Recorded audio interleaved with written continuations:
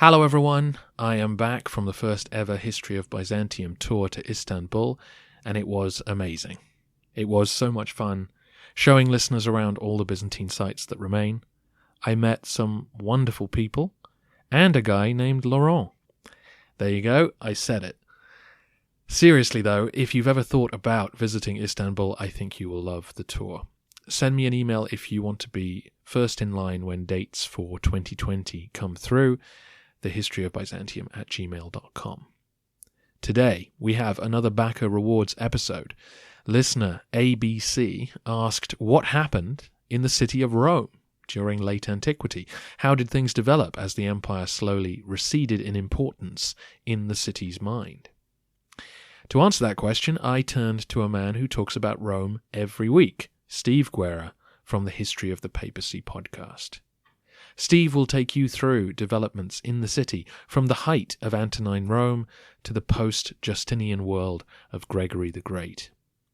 Huge thanks to Steve for generously helping me out, and needless to say, if you would like to learn more about the papacy and the city of Rome, then check out the History of the Papacy podcast. I will be back soon with more narrative episodes. Enjoy. Hi, I'm Steve Guerra, and I host a podcast called the History of the Papacy podcast. I talk about the background, history, and context of the popes of Rome and Christian Church. Today I have a little episode on what happened to the city of Rome during the period of late antiquity leading into the Middle Ages.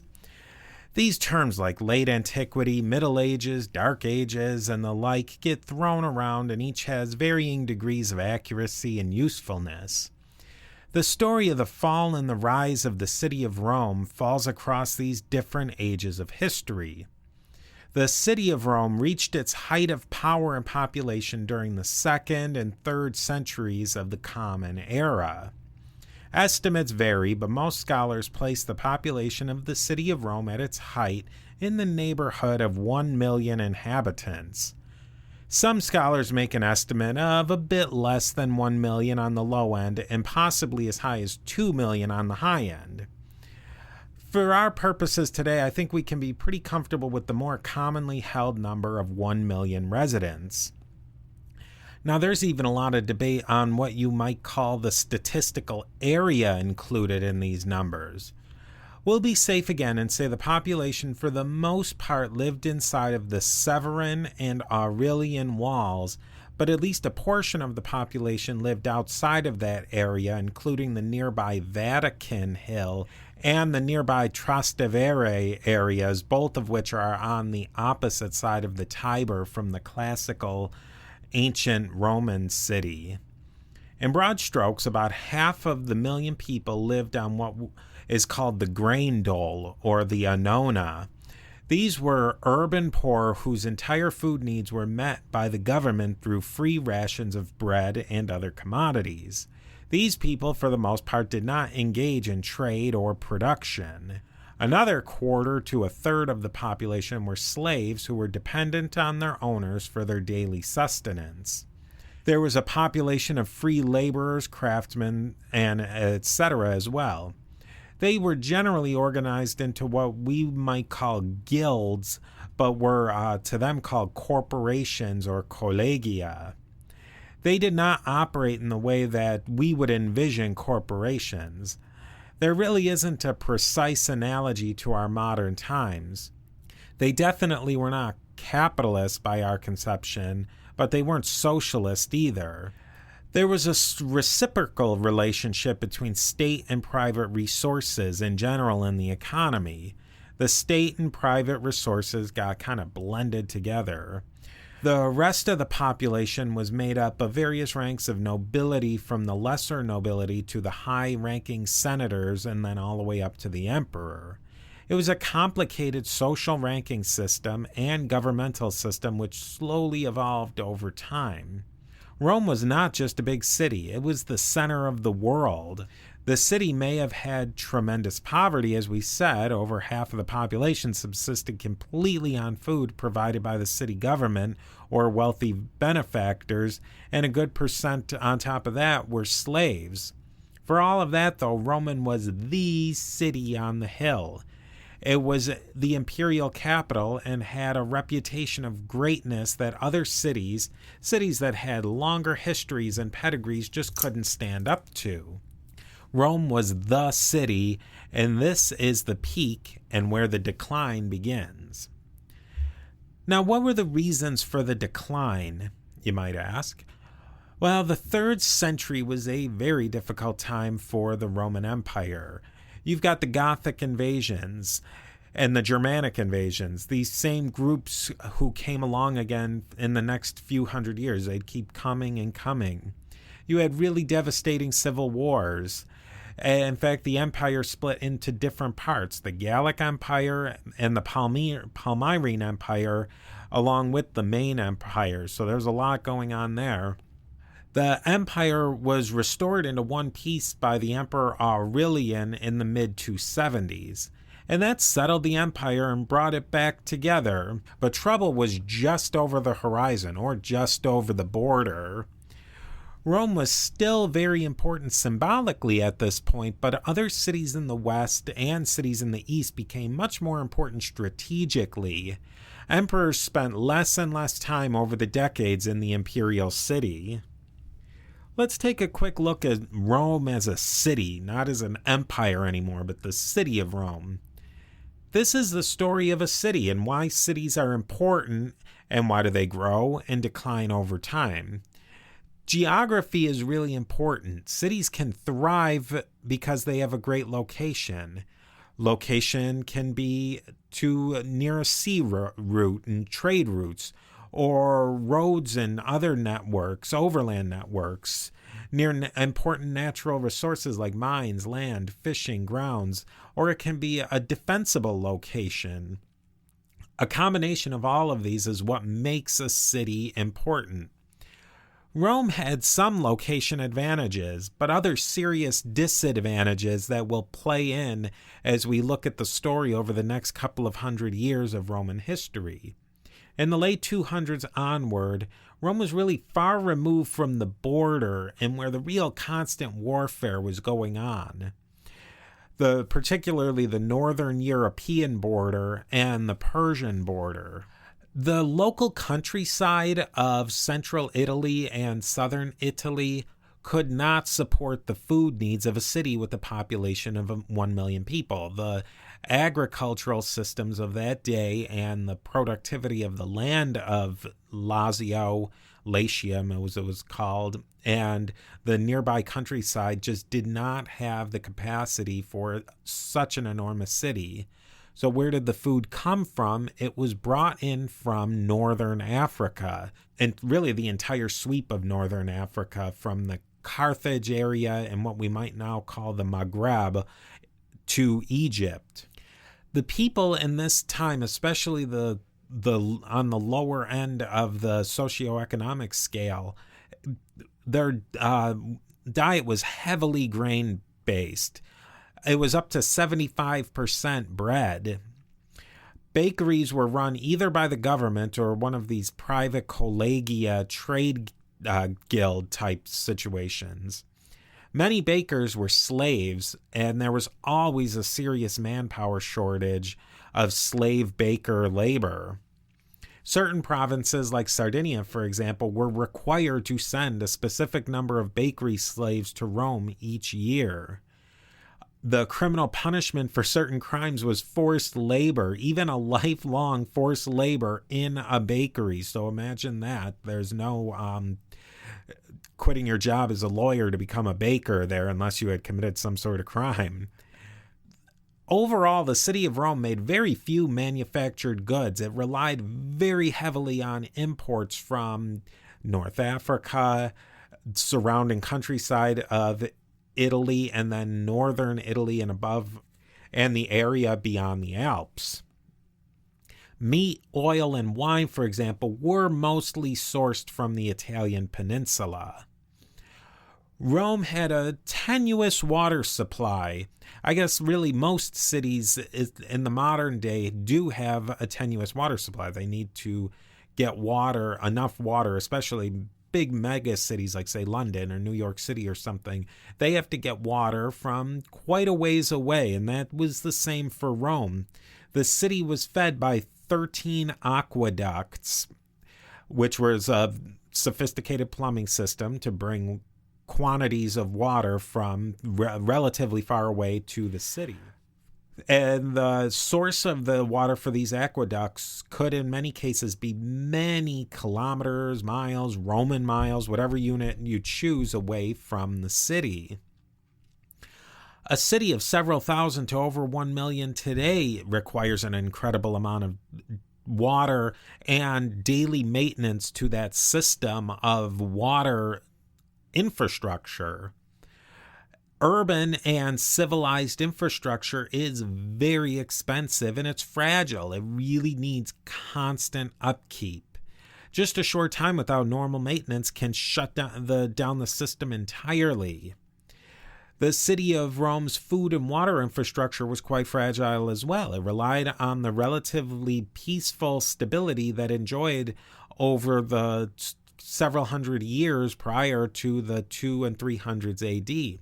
Yeah, they were shipping things over water, over land, and that really required that there would be no pirates, there would be no brigands, and that to anything that might disrupt that flow of commerce. And it got even more sophisticated than that, to even graft and leakage, as you might say, that was even strictly controlled.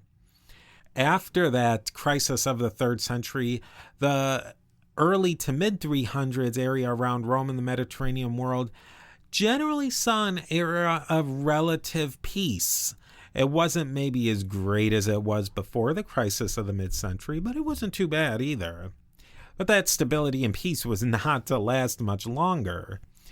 Rome was a city that survived and thrived because it was the center of a complicated political and governmental apparatus.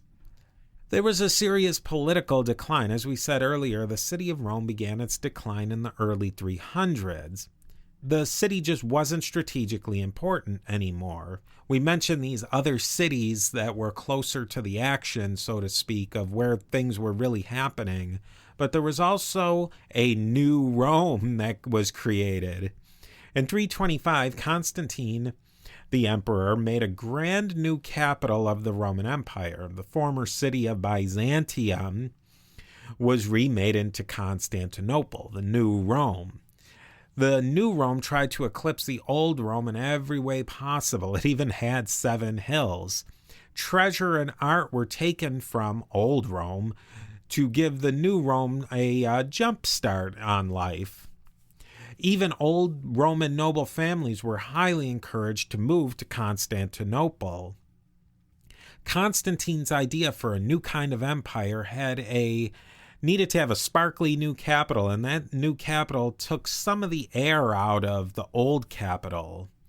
Then, like we said, cities like Ravenna, Milan, Trier, they were closer immediately to the problems that the Roman Empire was having. They were seeing action, by which I mean there was places where the incursions of the various barbarian groups were coming right across the border. The Franks, the Alemanni, the Heruli, Goths, Saxons, they were all attacking the borders of the empire, especially in the west. And then don't forget about the Huns.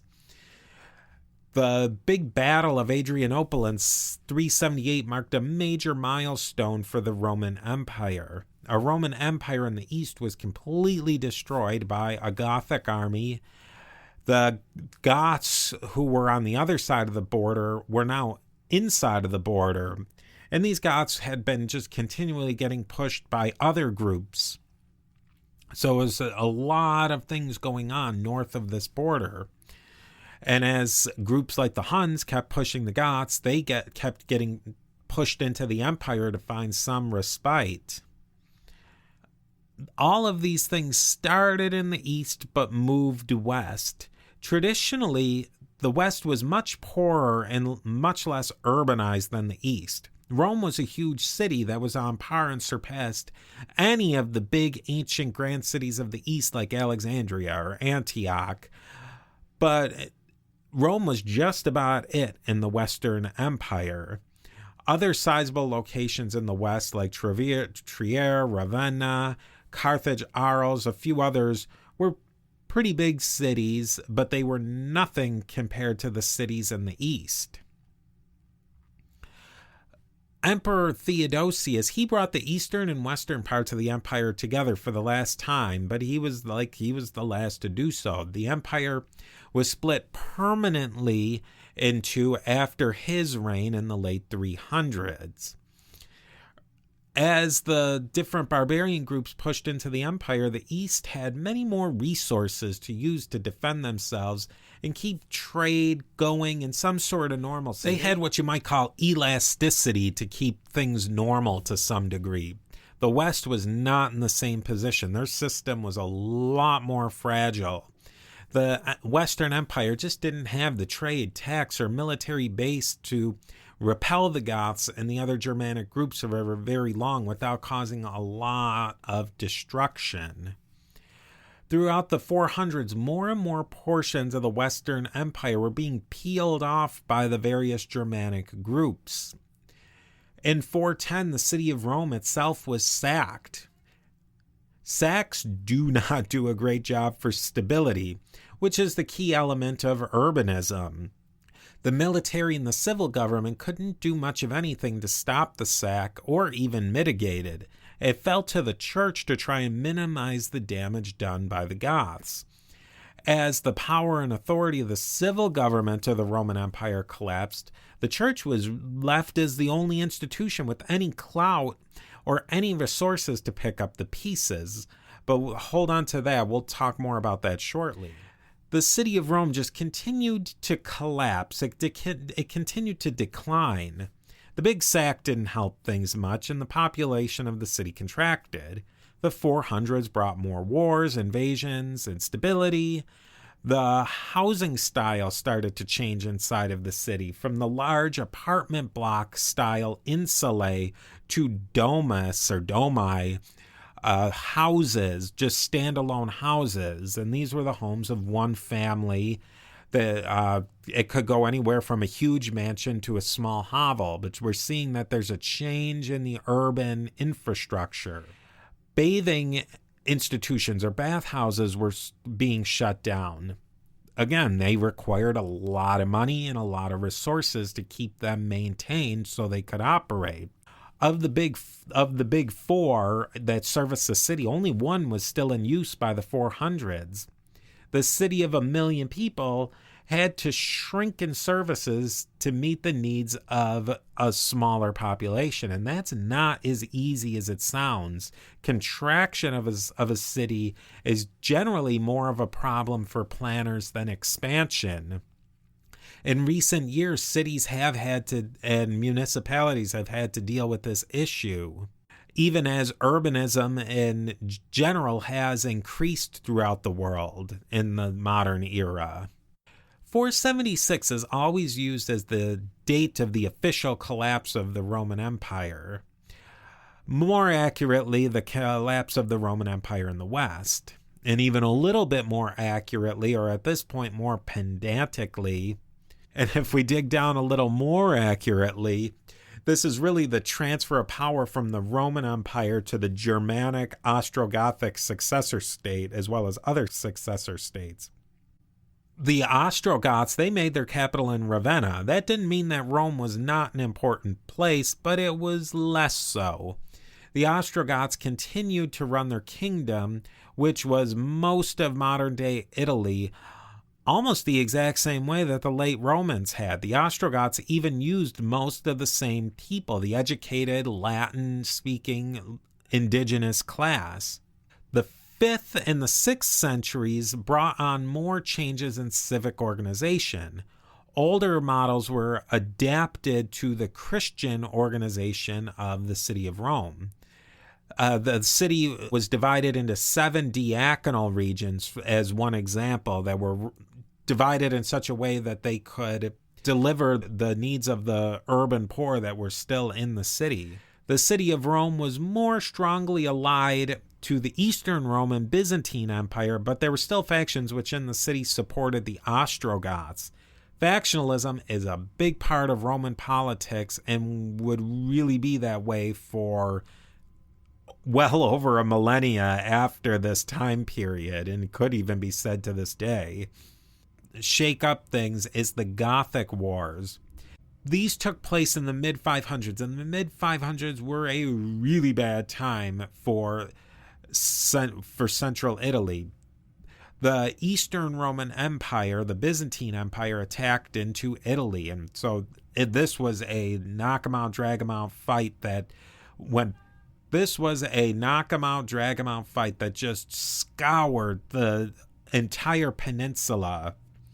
The invasion was devastating for the economy and the population all throughout Italy, but Rome was especially hard hit.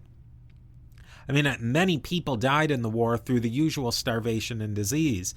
This time period also coincided with the climatic change to much colder temperatures, which hurt agriculture. And all this feedback loop of less crops lead to starvation, which leads to disease, which leads to less people to grow crops, etc., etc. It just all meant more and more people died. The term Dark Ages is not widely used anymore, and it really isn't useful in its broad meaning, but for someone living in the mid to late 500s in the central Italian peninsula, life would have looked incredibly bleak. I mean, if you consider somebody who lived in Rome in the not too distant past, in the time of, say, one's grandparents, things weren't too bad. Times were a little rough, but maybe in their grandparents' times, you're getting into the height of Rome. In the mid-500s, things were about as dark as you could possibly imagine.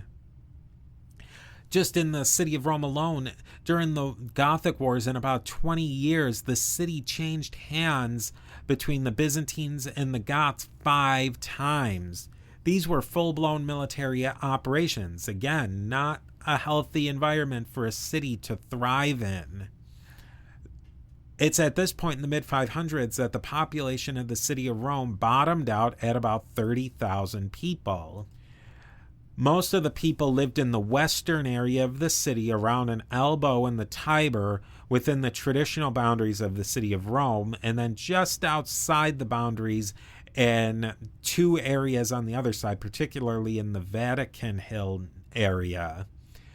Places to the east like the Forum and the Colosseum were overgrown or used for agricultural and livestock purposes. For example, the Forum was called the cow field.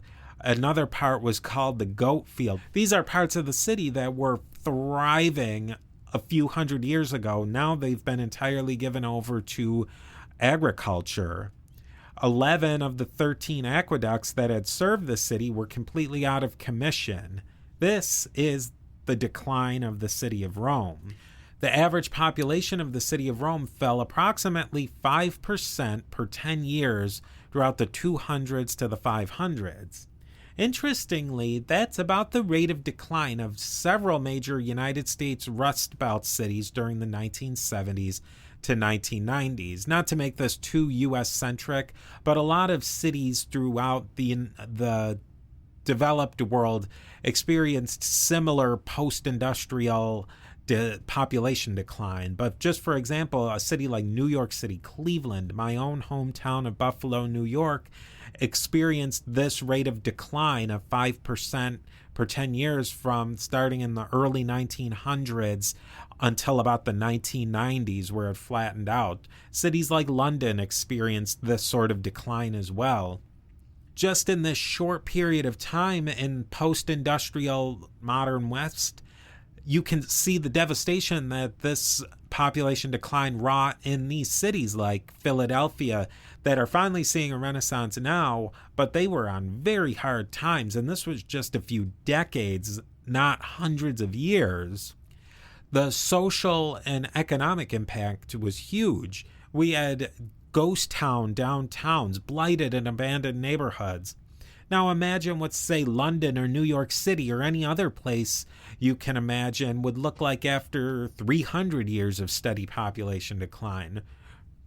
Rome in 550 would be a good place to get a good image of what can happen to a great city that goes into severe decline.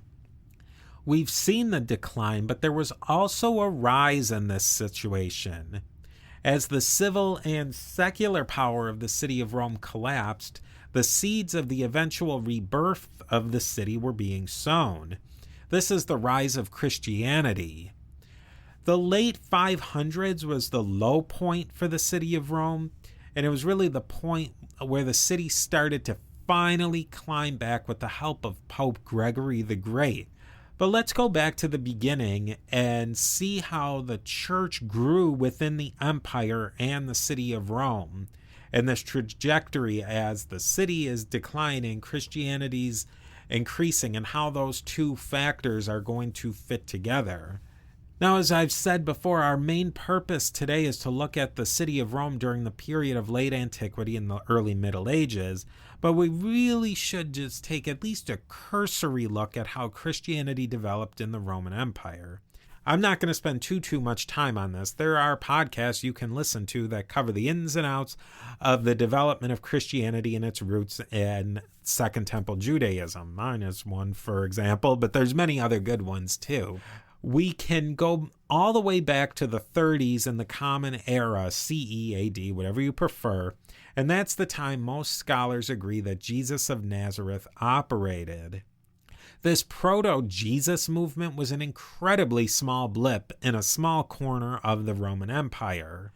The Jesus movement was a part of a bigger movement called Second Temple Judaism. Many Jews lived in the Roman province of Palestine and its environs, but many Jews also lived all throughout the Roman Empire, east and west. The earliest Christianity spread through a number of routes, but the primary way it spread through the empire was through the various Jewish communities that existed in the big cities throughout the empire. Early Christianity just also happened to make inroads into communities of Gentiles through a group called the God-fearers. And these were Gentiles who respected Judaism, but for one reason or another just didn't become Jews. And there's a lot of reasons for that. They really aren't important, but are fascinating, that if you're something you're interested in, there's a lot of resources on them. But this actually gets us back to the city of Rome. Christianity in the city of Rome was interesting in the beginning. The history of Christianity in Rome, the city, begins not too much longer after Christianity spread out of the Eastern Mediterranean, specifically the Levant. Now, as I said, there was a fairly significant population of diaspora Jews living in Rome during the 1st century CE. Without getting into the weeds too much, there was a great diversity of Judaism in this, what they call the late Second Temple period. There were Jews living in the Levant who strictly followed the Jewish laws, spoke Aramaic, and had their own distinct culture, the Jewish law being the laws of the Tanakh, such as kosher laws. But there were also Jews who were highly Hellenized, spoke exclusively Greek, and had their own views on how to practice Judaism. There was a pretty wide spectrum of belief. And really, there was everything in between, this completely Hellenized version of Judaism to strict Judaism of the Middle East. These were the views that were floating around that would heavily influence early Christianity. The Christianity and modern rabbinical Judaism had a menu of options they picked through to make their own religion today. And that's why it's really more accurate to say that modern rabbinical Judaism and Christianity are more cousin religions instead of a sister-daughter relationship. What all this means for our story today is that it was relatively easy for the earliest version of Christianity to go to the city of Rome and become established and accepted by the Jewish residents who were already there. There's many great stories about the early history of Christianity in the city of Rome. Most important for us today is that two of the biggest names in Christianity settled in Rome and were martyred there. Peter and Paul of Saints Peter and Paul fame. Like I said, so many great stories to share of them, Most of them are apocryphal, and there's a great deal of scholarship about the historicity of Peter and Paul in Rome. We really don't need to go on a tangent about that, though, right now, or today, really, for that matter. We can just say that Christians believe that Peter and Paul established a community in Rome. Rome had a really special place in Christianity, having been founded by not one, but two of their top-tier apostles. They called that double apostolicity, being founded by two apostles. During the next 2 centuries or so, the bishops of Rome made claims of an executive power throughout the whole church in all of the world, basically, but for our points, in the entire Roman Empire, not just the city of Rome. In many ways, this was accepted by Christians in other places, but not entirely. Now, where things really get interesting is in 312 AD. This is when an important battle called the Battle of the Milvian Bridge happened in the city of Rome. Constantine, one of the tetrarchs, won a major battle to secure his place as the leader of the western part of the Roman Empire. After that battle, though, there's a big mention of how Constantine had a conversion event that made him become Christian before this battle of the Milvian Bridge, but there's no mention whatsoever of Constantine visiting with the local Christians after the battle, like saying, hey man, I just became a Christian and let me meet with the big names of Christianity here. Let me go to one of their house churches. Nothing, not a single word. We move on from that. Constantine makes his Edict of Milan, which gives pretty much blanket religious freedom in the empire. This is at about the time of a pope named Pope Sylvester. It's really difficult to sift through what is true about Sylvester and what's outright lies. Most of his biography is based on something called the Forgeries of Symmachus, written about 200 years later to secure the claims of the power of Pope Symmachus, who was operating in a much different climate than Sylvester was. One of the things Symmachus said was that Constantine donated a ton of land and powers to the Pope, civil and secular powers to the Pope, in the early 300s. Now, as I said, this is a complete forgery, utter forgery from the 500s. It said Constantine gave Pope Sylvester all these types of authority over almost anything you could name, especially, like I said, huge tracts of land. It also said that Constantine was baptized by Sylvester, and that's just not true at all either. Constantine was baptized on his deathbed in the Bosphorus near Constantinople by the Bishop of Constantinople. The fact is, Constantine actually did grant Sylvester and the Church of Rome land in the form of some of the major basilicas like the Lateran Cathedral and some other cities, along with just a huge amount of money and wealthy items like gold, plate, bowls, expensive vestments, etc. He did shower them with a lot of things like that, but just not anywhere to the degree that Symmachus and his forgeries made it out. But that these Symmachian forgeries really set the stage, and it gave the popes of the later Middle Ages something to grab onto and something to use in the power struggles that would go on in central Italy and even beyond. We skipped ahead a bit with the forgeries of Symmachus, but let's back up to the post-Sylvester days. In the 300s, the position of Pope steadily increased in powers during these years. There were many controversies in the church during the 4th century. The church and religious controversies ran parallel with the disagreements that the East and the West were having politically, along with these constant incursions of barbarians. It's just another complicating factor. The relationships between West and East were progressively becoming more and more strained, and that's religiously and politically and militarily. Most of the major churches in the city of Rome were built during this period of the 300s and then into the early 400s. the church building had hit a period of saturation. Barbarian invasions also slowed down new church building as less resources were available for new construction. Pagan and secular buildings were repurposed for churches, and that was one of the ways that churches grew. Paganism was fading by this point, but it had not entirely disappeared. For the most part, pagans slowly adopted Christianity, as Christianity was the prestige religion and there were economic, social, and cultural benefits to conversion. This is a very similar process to how Christianity spread before this time period and to a degree afterwards. And it's really a way that religions often spread. It slowly catches steam, and as it's adopted by higher echelons of the population, socio and economically, it becomes more and more popular, and it snowballs from there.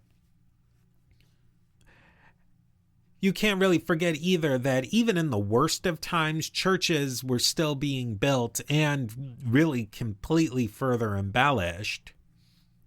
Popes like Damasus in the later part of the 4th century worked to expand papal power over the ecclesiastical structure of the church, both in the East and the West. Damasus was the patron of one of the most famous church writers of all time, Jerome, and Jerome was from the Balkans, like kind of the middle of nowhere of the Balkans, but he absolutely was in love with Rome, and he loved the idea of Rome as a city, as the center of the world, and that Rome as the holy city, the New Jerusalem. In Christian and Jewish religion, Jerusalem was seen as the center of the world, both literally, meaning geographically, and the idea of that Jerusalem was a religious and geographically center of the world would hold on well into the Renaissance. As Jerusalem was the spiritual center of the world, people had a lot of reason to try and make Rome this new center, especially of Christianity. Christianity was still, in a way, relatively light on the ground in Rome during the later part of the 4th century. It hadn't made completely strong inroads into the Roman aristocracy, particularly among the males, the paterfamiliases of the family. But Christianity was becoming popular amongst the women of the aristocracy, the materfamiliases, and they were really one of the driving factors of Christianizing the city. By the time Theodosius became the emperor in the 300s, Christianity had become the official religion of the Roman Empire. Emperors by this point, though, rarely even visited Rome, let alone thought about living there. The popes were the ones who became more and more important in not only religious life, but also in the running of the basics of the civil government. This gets us into the 5th century, the 400s, and in 410 there was a disaster. Rome was put under siege and then sacked by the Goths. The civil government could do nothing to stop it. Pope Innocent was able to negotiate terms where not too much wanton destruction and rape occurred, as was the usual modus operandi associated with sacks in the ancient world. The Goths really weren't terribly interested in an utter sack of Rome, and for the most part they were Christian, maybe not the same exact brand of Christian as the popes and the people of Rome, but they still highly respected Rome as a Christian city. In the mid-400s, there was a Vandal sack of Rome, and there was a threat of invasion of Italy by Attila the Hun. Leo the Great, the Pope of Rome, was able to negotiate and limit the violence and destruction of the Vandals. He was also able to convince Attila, and there's many great stories about Leo the Great and Attila, but the big point there is that with some influence by Leo the Great, Attila did not go into central Italy and do his usual sacking and looting routine that he had done through Gaul. So the popes of Rome worked to expand their ecclesiastical power through Italy, Gaul, and the rest of Western Europe.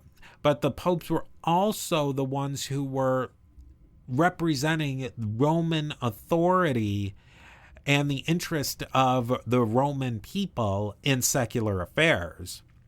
Really, all throughout Western Europe, the bishops were the only ones left who could do anything to help the average Roman. They were the only ones who had these administrative tools that they could use to shore up any sense of stability or normalcy in the Western Empire. This really helped in the West of the idea that there's one common language and a common faith, a common language of Latin and a common faith of Western Latin Roman Catholic Christianity. We look at this date of 476 when the Western Roman officially fell. The popes continued to solidify their powers and even tried to accumulate more after that. The bishops of other powerful sees wanted more independence over their areas, but the popes always fought against this. During this time period, the popes of Rome were also involved in some different theological controversies where they were in conflict with the Byzantine Christians in Constantinople. Again, Rome tried to be fiercely independent, both secularly and religiously, from the Ostrogoths in Ravenna and the Roman emperors in Constantinople. This finally gets us to this endpoint where we talked about the nadir of the city in population and power, but the time where it's starting to swoop back up again and get on an upward trajectory, and that's in the end of the 500s with Pope Gregory the Great. Gregory the Great's life and background is really a model of what Rome looked like in the late antiquity. He was a member of a high-ranking patrician family called the Anicii family. And this family had roots going all way back in, almost potentially to the Republican period.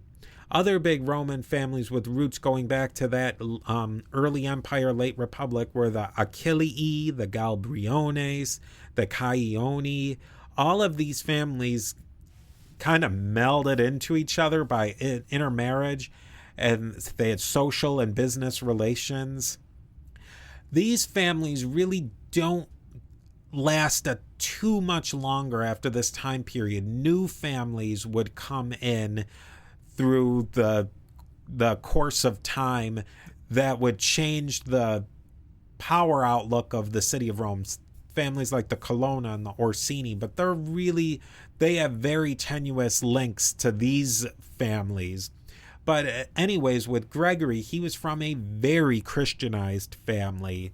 He had many priests, saints, and even popes in his ancestry. He was raised with the very best education possible at Rome at that time. But I stress, at that time.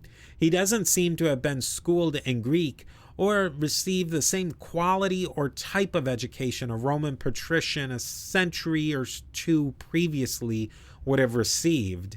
He did travel to Constantinople as a papal representative, and he didn't even speak Greek. Gregory felt very disconnected with the Greek and Greekness and Hellenism of the Constantinopolitan culture. He just did not really approve of the whole Greek language, Greek culture, or any of that. There was really a hardening of positions of how Romans felt about Greeks, and it wasn't positive. Gregory, at this whole time, he just wanted to go back to Rome, and he finally did get the chance to go back to Rome, and he became Pope. Gregory reformed many of the aspects of the ecclesiastical administration of the See of Rome and the city of Rome. By this point, the church and the city were completely fused together. The Pope was, in effect, the leader of the city of Rome.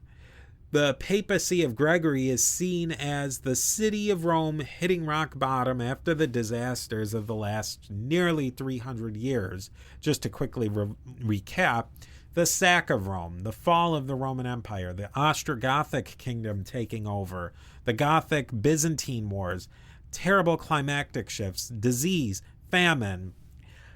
Rome and Italy were devastated. It would take a long time for the city to crawl out of this trough, but eventually it did. The next nearly 1,000 years of history has its building blocks in a Rome and a Roman papacy. They're the same idea at this point.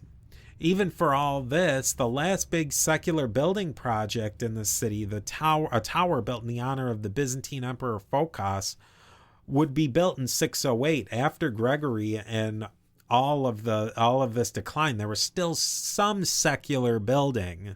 This is just a huge story, and believe it or not, I've just touched on a small piece of it. Historians have studied this whole story for centuries. Edward Gibbon, the famous historian, Enlightenment historian, he saw Rome in a rise, decline, and fall. That perspective that he made all the way back in the 1700s still highly influences how we see Rome today. Gibbon did not like Christianity, and he especially did not like Roman Catholic version of Christianity. Gibbon attributed much of the fall of the Roman Empire to the empire adopting Christianity. We can see through Christianity's influence in the city of Rome started long before the decline of the Roman Empire, and the parts of if you want to throw a contrafact, the parts of the Roman Empire that existed and thrived long after the fall of the Western Roman Empire were actually way more Christianized than the Western Empire. It's just the fact that Christianity was not a one-to-one correspondence of rise and fall. They were two different phenomena that were going on at a similar time, not even at the exact same time. The decline of the city of Rome was really the result of economic, military, and demographic reasons that were basically shaping this whole section of the Eurasian and North African continents. Rome started to rise after the 600s as a Christian city under the leadership of the Pope. The Pope and Rome became inextricably linked through the rest of the Middle Ages. You can't say anything about Central Italy or Roman city politics without mentioning the popes in some way. This is what made Rome a player again in the politics of Western Europe and beyond. There's a very good chance that if Rome didn't adopt this identity through the popes as the center of Christianity, that Rome could have potentially just faded out and just been a footnote in history. The city of Rome in Western Europe went through a very difficult time, but Rome came out of this difficult time as a different place, with different institutions, but with a connection to the glories of the past. This is an incredibly interesting story and shows how many different threads come together in just complicated and fascinating ways. I really want to thank Robin Pearson so much for asking me to do this episode on what happened to the city of Rome during late antiquity and the Middle Ages. I'm a huge fan of Robin's podcast, and I hope that this episode can at least hold up a tiny candle to the wonderful work and the wonderful story that Robin does. I just want to thank you so much for listening, and I hope you've enjoyed it. If you have any feedback, I'd love to hear. And this is always my idea for podcasting, is always a conversation starter. This is not the final word on anything. So I'd love to hear your feedback. And thanks again to you for listening and for Robin for inviting me on.